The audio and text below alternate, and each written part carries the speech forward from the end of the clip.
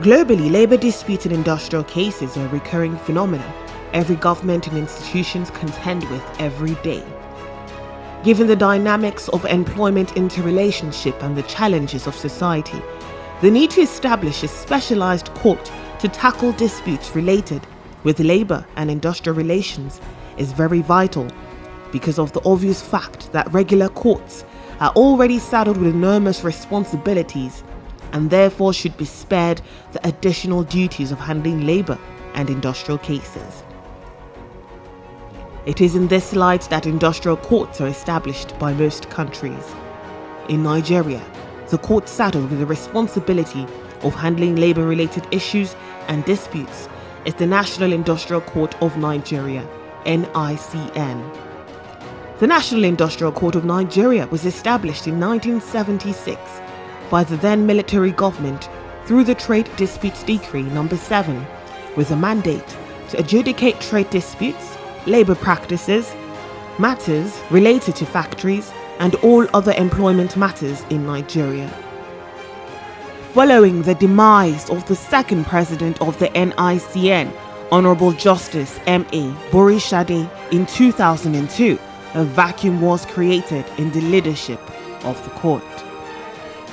A list of 19 candidates was shortlisted to fill the vacant position after the post had been declared vacant by the then federal government.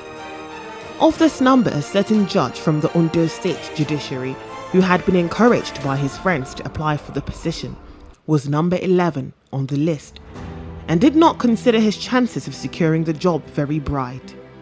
Even then, he was not very enthusiastic about the position, but as he would discover later, he was regarded as the best candidate among the lot by the powers that be, giving his integrity, uprightness, and dedication to duty. That man, His Lordship, Honourable Justice Babatunde Adejumo. We had, if I remember, then a short list was to be compiled and then forwarded to the president, who would then, out of the list, confirm which one is to become or was to become the president of the court. And as required by the law, I forwarded the names to the president, who was then President Olusegun Obasanjo, with my own recommendation. And based on that, he chose Honorable Justice Adejumo to be the president of the court. Justice Babatunde Adejumo's lack of enthusiasm for the NICN position arose from the fact that he was enjoying a promising career at the Ondo State Judiciary as a judge and had all the possibility of becoming the Chief Judge of Ondo State or be elevated as a judge at the Court of Appeal. But fate and providence had other plans for him. Now, to buttress his lack of interest in the leadership of the NICN, an encounter he had with the then Chief Justice of Nigeria, Honourable Justice Muhammad Uwais, gave enough reason to further dampen his lack of commitment. At that meeting, Justice Uwais was said to have frankly advised him not to consider going to the National Industrial Court, as it was regarded as a dead end and would not enhance his promising career in the judiciary. Justice Uwais told me that I shouldn't go. It's a dead end. And I said it's a dead end. So it's hopeless for me to go there. That he is of the view that I should wait till 2004. That was in 2003. And I should wait till 2004 so that probably I will go to Court of Appeal and eventually end up at the Supreme Court. I thanked him that, sir, you are talking to me as a father. I agree. Words of elders are words of you. Yes, sir, don't you think somebody may make that dead end a living end? Honourable Justice Adejumo showed interest in being a member of that court as president. And people were thinking it was going to be like the administrative panel that they used to have, so that if you get to for judges, that there is no any other court to aspire to, like Court of Appeal and so on, because it was regarded just as a specialized court. And so I believe that's one of the reasons why people refer to the position of the president of the court as dead end, because they can't move from there. They think from there to the higher courts, that is the Court of Appeal and the Supreme Court. But that advice, rather than dissuade him from considering taking up the offer if he got the job, did the contrary. It further emboldened him to take up the challenge of the office, even in the face of looming failure. And so, on the 14th of April 2003, his appointment as president of the National Industrial Court of Nigeria was announced by the federal government, and on the 5th of May 2003, he was sworn in as the third president of the court. Thus began a journey that would span close to 2 decades, a journey that would be filled with several unseemingly tough obstacles, but which would ultimately witness a major transformation in the affairs of the National Industrial Court of Nigeria, culminating in its attainment as a court of superior records. When Justice Babatunde Adejumo resumed office at the then headquarters of the NIC at this location on Oju Olobu Close, Victoria Island, Lagos, little did he know what was awaiting him. He was shocked with the condition he met. The office was anything but befitting of the headquarters of an industrial court. It was a twin duplex building that was always submerged in water whenever it rained. Lawyers were always reluctant to come to the court to prosecute their cases. His official residence was also not spared the same deplorable situation. Staff strength and the right caliber of personnel needed to run an institution like the industrial court was also a major issue. Majority of the personnel were non-professionals and thus lacked the basic legal skills. What's more, everybody was crammed in the twin duplex office. Whenever it rained at the end of the work for the day, for you to come out from your car, you must put block by your car so that you can step on it. That was the situation. I happened to follow him to Lagos when he wanted to resume at the office at Lagos. I could remember clearly then that when we were entering the office, it was like a swimming pool. We had to roll our trousers. Then, those of us that cannot afford to lose our shoes to water, we have to remove them and tactfully enter that office. In fact, not just rains. We used to have this water surge from the sea, and it overflow everywhere, including our courtrooms. We have just one courtroom there, and water overflows to come to everywhere. All Olobo close, and sometimes when it branches to the building, the courtroom will be full of water. So the place was so choked up, to the extent that in some cases we don't have enough seats to sit. That two people might manage on a seat, and the kind of table we have then, we have to arrange it so that all of us can make use of the table. It wasn't a court that any lawyer wanted to go to.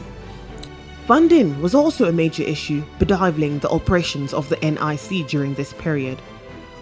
With a resolute determination to turn things around quickly and not sit around brooding over the negative situations around him, Honorable Justice Babatunde Adejumo swung into action. First was to relocate the court from its deplorable location to a more conducive and befitting place, and second was to find a way to improve on its funding from the government. He pulled the right strings and got the attention of the then president, Chief Olusegun Obasanjo, who invited him for a meeting. When we went to visit the president then, Olusegun Obasanjo, people thought I should ask for cars, houses, money. I told them that the man will send us back. He will send us back because he believed that every Nigerian who comes for such a thing, he was looking for money. And when you got there, he said, yes, President, and I said, what do you have for us? The ministers were there. He said, sir, thank you for appointing me. But NIC was your baby. You gave back to it in 1976 and he started working in 1978. He's 25 years old today. As we speak, it cannot walk, it's still crawling. Talk less of running and bringing laurel. I said, why? No houses to walk. Water is troubling us. I just told him everything. I continue to say, stop. I know the place. It's my friend. Engineer, look at this place. I do go there. You are saying the truth. And this is the first time that any delegation will visit him, either as a military head of state or as a civilian president, that they will not be saying no money, no car, no house, salary. But I've come to tell him why the place is not functioning well. That for that I've won his heart. That whatever I want to make the court my dream, he and his he approved. And he called lead Adejumo Cut Down, the Minister of National Planning, to put National Industrial in a 3-year rolling plan. He called the Attorney General of the Federation, Chief Adejumo, to join hands with me to come out with a law and an enabling act for the National Industrial Court.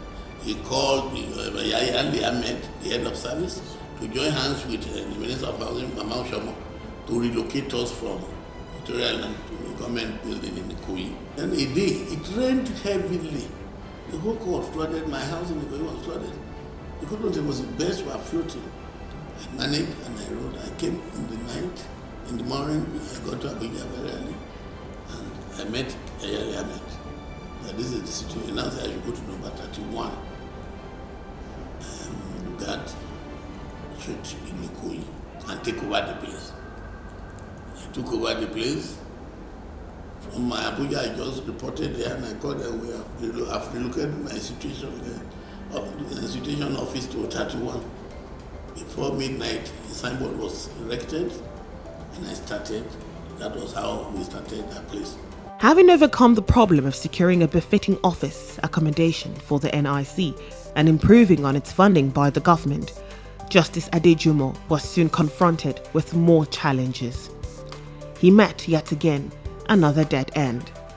This time around, the issue centered on the jurisdiction of the NICN itself.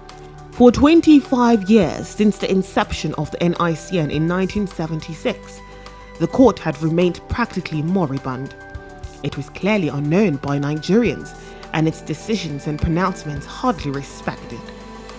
To his bewilderment, he discovered that the law establishing the NICN was just an omnibus law.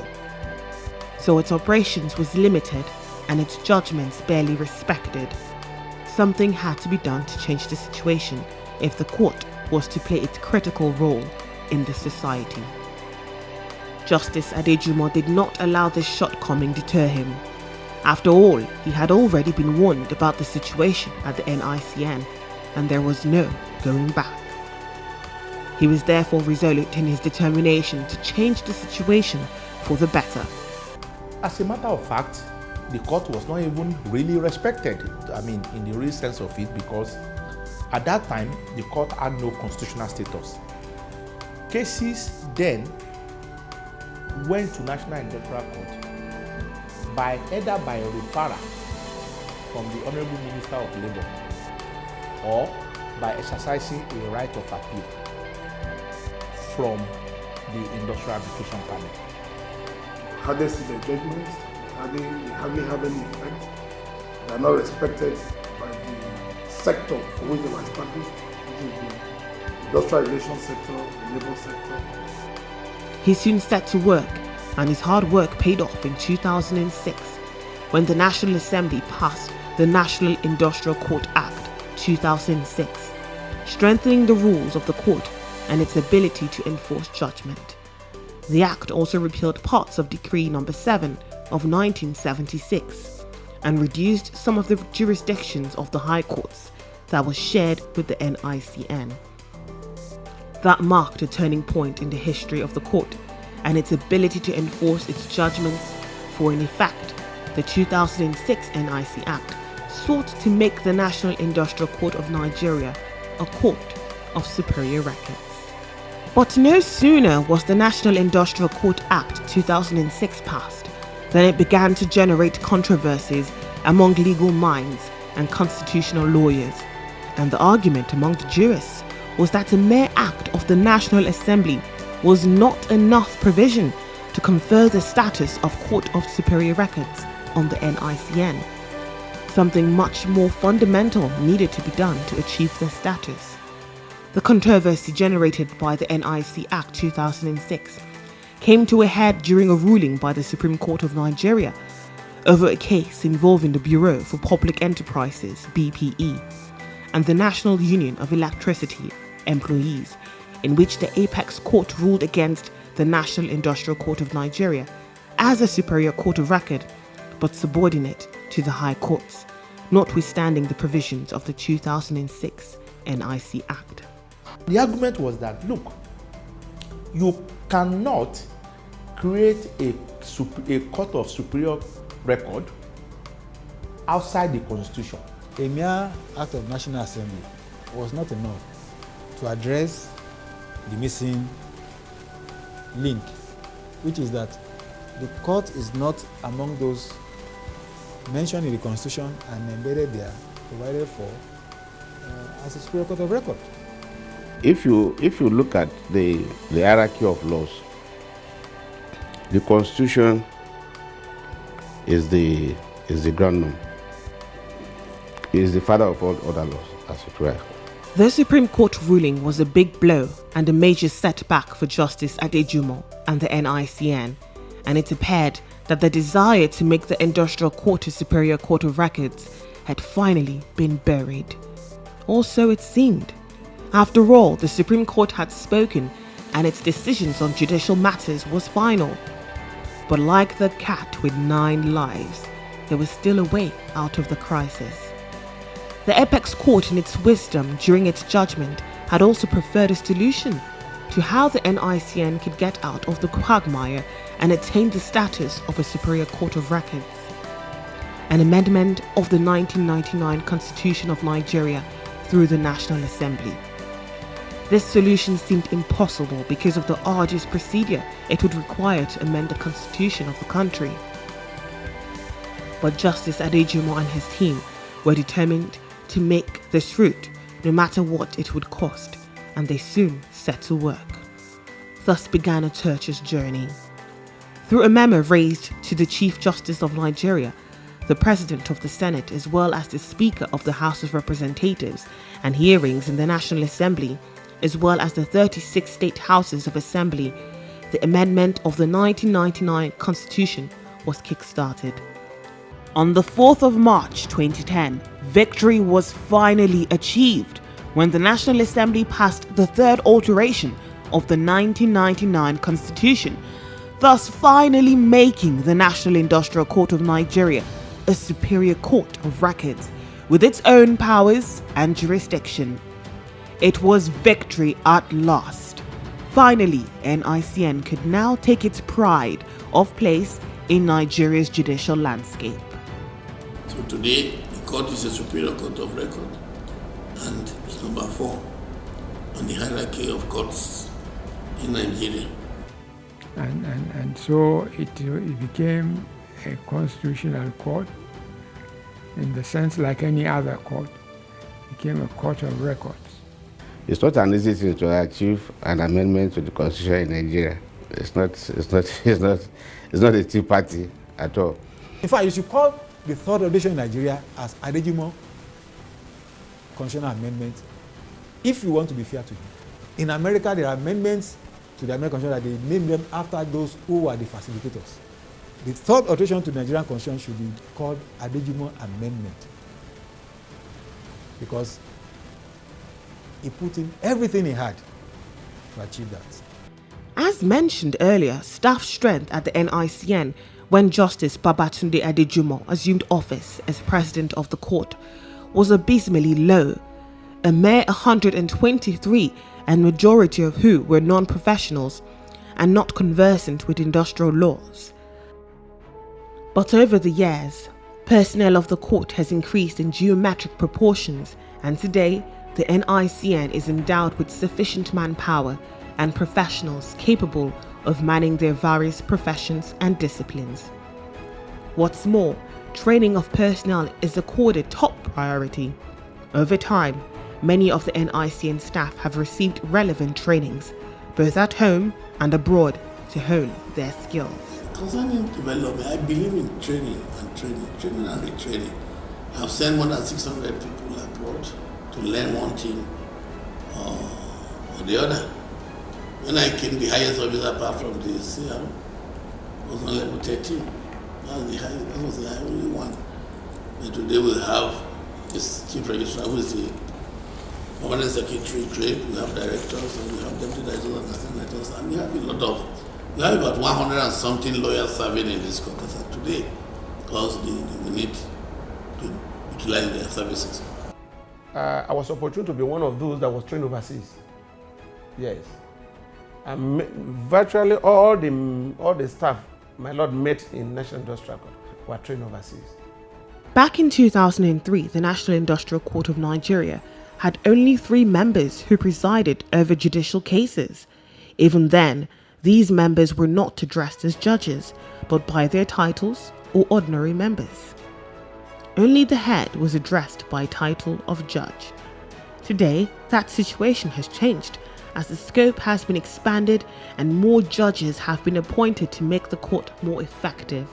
From a mere single judge back in 2003, the NICN has witnessed the appointment of 38 additional judges and is in the process of appointing 20 additional ones to enable it meet with the challenges of the ever-increasing number of cases.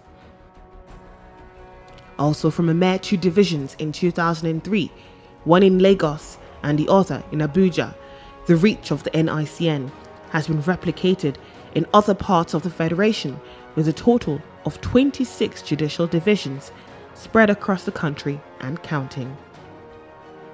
Plans are in place to open up more divisions in those states of the country without the presence of the court. The increase in the number of divisions has not only brought the court closer to the people, but has also built confidence in the justice system in Nigeria. We met a one structure court with an outlet in Abuja, so to speak. But he's been able to expand his court into divisions across the country. If he had his way, Adejumo would want there to be NIC presences practically every senatorial district. If he had his way, knowing the way he thinks, he's a man that enjoys giving service. Furthermore, to meet the yearnings of Nigerians, to get the court nearer to them in states where there are no divisions, registries where cases can be filed for onward transmission to the nearest division of litigants have been opened. This magnificent edifice, located in the Federal Capital Territory, Abuja, is yet another eloquent testimony of the Justice Adejumo years at the NICN. Although still under construction and built for completion anytime soon, this edifice will serve as the headquarters of the National Industrial Court of Nigeria when fully completed. This is a far departure from the structure inherited by Justice Adejumo in Lagos as headquarters when he assumed office as president of the NICN back in 2003. Staff of the institution now work under very conducive environment. The improvement in structure is not limited to Abuja alone. The Adejumo years has witnessed more judicial complexes built across the country to further enhance judicial development by the NICN. The court complexes meet international standards in terms of infrastructure and facilities and are aesthetically attractive. The courtrooms across the nation now look truly magnificent and the pride of many judicial officers who prosecute cases at these courts. In an improved atmosphere for justice delivery, like you see in the courtrooms at the Industrial Court, of course, people will be happy to come and take their cases and engage in their practice, and the judges will be more relaxed to do their job. The comfort of its personnel is not limited to the office environment alone. Accommodation for its judges is also accorded top priority. When Justice Adejumo assumed leadership of the NICN, accommodation for its personnel was almost non-existent. The only person that enjoyed this privilege was Justice Adejumo himself. But all that have been confined to the dustbins of history, as the NICN, under the Adejumo years, has witnessed a revolution in staff accommodation. Over 40 houses have been built by the NICN, and all its judges reside in very conducive accommodations owned and leased by the court. From an insignificant status in 2003 to great heights, there is no doubt that within 17 years of service at the NICN, His Lordship, Honourable Justice Babatunde Adeniro Adejumo, has brought his Midas touch to this institution that was once regarded as a dead end and has seen it rise from obscurity to global limelight. The National Industrial Court of Nigeria has indeed witnessed unbelievable transformation through a combination of dynamic vision, hard work, forthrightness and integrity of this erudite justice. It is no wonder that Justice Adejumo has received several awards and commendations from within and without for his outstanding achievements. These awards are too numerous to mention in this video documentary, but suffice us to say a few. In 2008, then President Umar Musa Yar'Adua conferred the National Honour of Officer of the Federal Republic (OFR) on Justice Adejumo for his dedication and selfless service to the nation. Some of the awards conferred on Justice Adejumo over the years include Honorary Award of Commendation 2007 All Nigerian Judges Conference by the National Judicial Institute, the Ondo State Man of the Year Award 2009 for exemplary leadership and service to humanity. Justice Adejumo is a Fellow of the Institute of Strategic Management of Nigeria, FISMN, and also a member of the Chartered Institute of Arbitrators, Nigeria and the UK. He has done very well indeed. He started from scratch. There was nothing on the ground. It was all his effort. Whatever you see in the industrial court today, whatever works in the industrial court today, all that has been due to the efforts put in by Honorable Justice Adejumo. After a meritorious service to his fatherland spanning over close to 2 decades at the National Industrial Court of Nigeria, and before that, several years as a parliamentarian, judicial officer at the Ondo State Judiciary, and administrator at the Supreme Court of Nigeria, His Lordship, Justice Babatunde Adeniro Adejumo, OFR, is set to bow out from service. There is no doubt that this erudite jurist has left a legacy that can best be equaled but not surpassed in Nigeria's judiciary in the discharge of his duties. And just as he had assured then Chief Justice of Nigeria, Justice Mohammed Wais, when he assumed leadership of the National Industrial Court of Nigeria, that he was going to turn the NICN from a dead end to a living entity, Justice Adejumo has exceeded the expectations of even the most ardent critic. For sure, the National Industrial Court of Nigeria, under the Adejumo years, has been transformed from not just a dead end to a living end, but a very healthy and vibrant one. I came, I saw, and by the grace of God, I think I got